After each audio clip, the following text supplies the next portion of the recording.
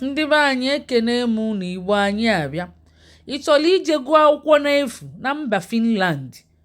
Gee ntị ka ime ihe a nsisi mee. Ime nye ị ga-ewin scholarship, ị ga-ejekwa gụọ akwụkwọ na Finland. Finland bụ obodo dị mma, malụ mma. Ị chọrọ ije gụọ akwụkwọ n'efu, mee ihe a mma agwa gị kịta. Ya bụ, ndị Finland wepụtara atụmatụ si ka a mụọ asụsụ fa. Ịbụ okenye, ịbụ ụmụaka, ị ka ga-abịakwa gụọ akwụkwọ n'efu. Ịgụcha akwụkwọ n'efu, ịnweta ọrụ.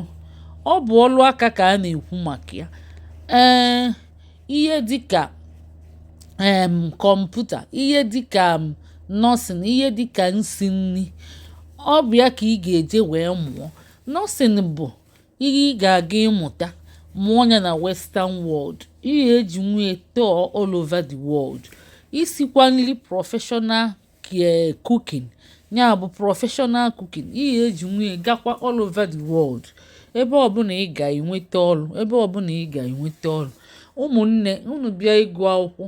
Ọnwa akwụkwọ ndị be anyị na-agụ, unu agụzina health and social care ma ọ bụ public health. Ọ yara enye unu ọrụ, ma ọ bụ ọrụ aka ka ị ga-abịa gụ. Apart from isi nri a ma nọọsụ, na o nwekwa ndị ọzọkwa ị ga-amụ. Mana ndị Finland si ka m gwa unu na ịpasịa language fa, ya bụ asụsụ fa, ịmụta asụsụ fa, ị ga-abịa gụọ akwụkwọ n'efu. Kedu ndị na-champion ya na organize ya? Ọ bụkwa ndị be anyị. Company fa bụ AfriPro Edu. So ọ bụrụ na ị chọrọ ya, isobe fa.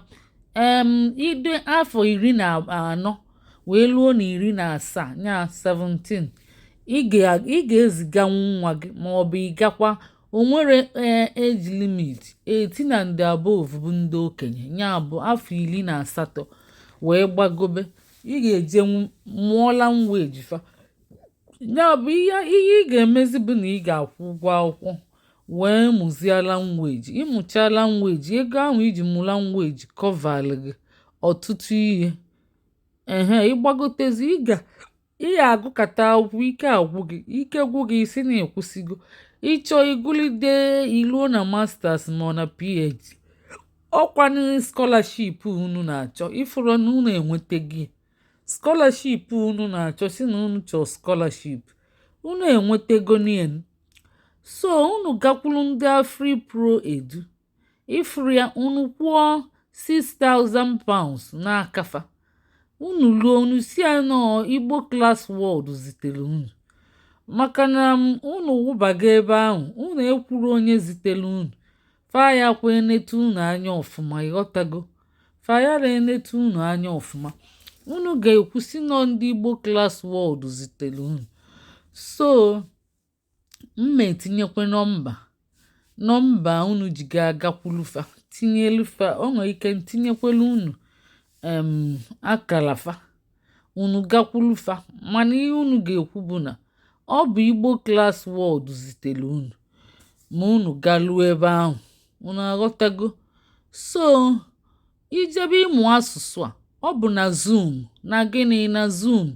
Ndị expert, ndị na-akụzi na language, ndị ga-akụzili unu Finland language, fa ga-abata na Zoom na-akụzili unu.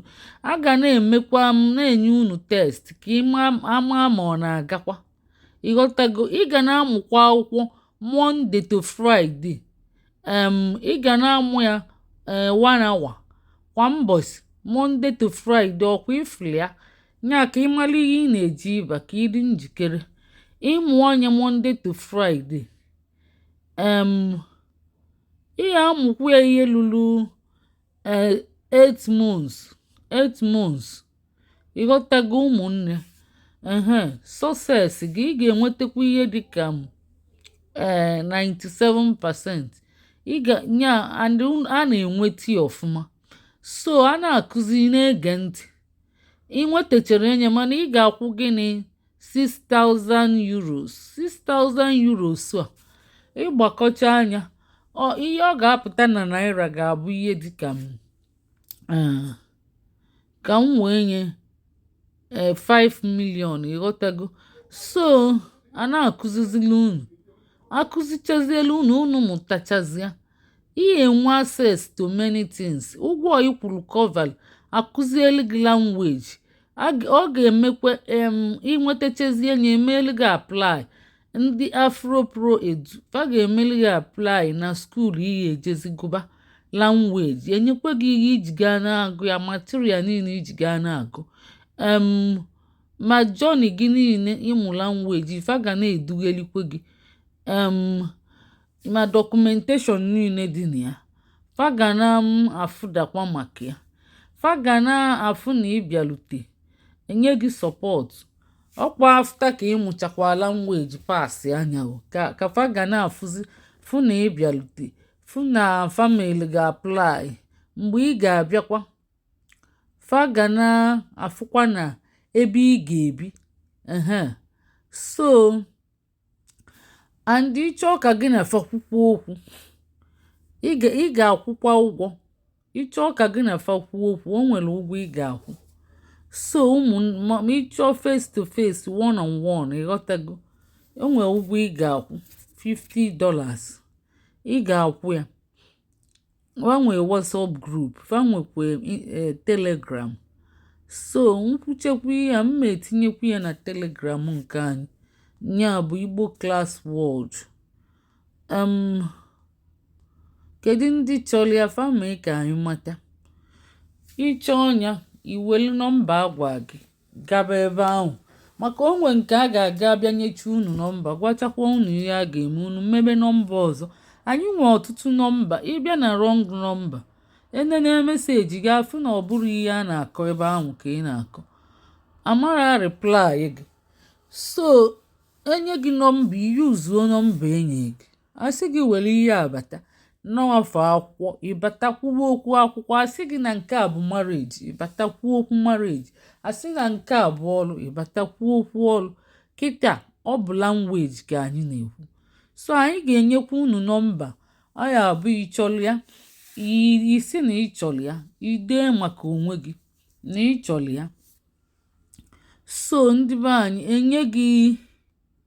enye gị link iji ga-abakwulufa gị na fa ekwubezie ịghọtago. Anyị ga-etinye nọmba ọ bụrụ na ị chọrọ ya.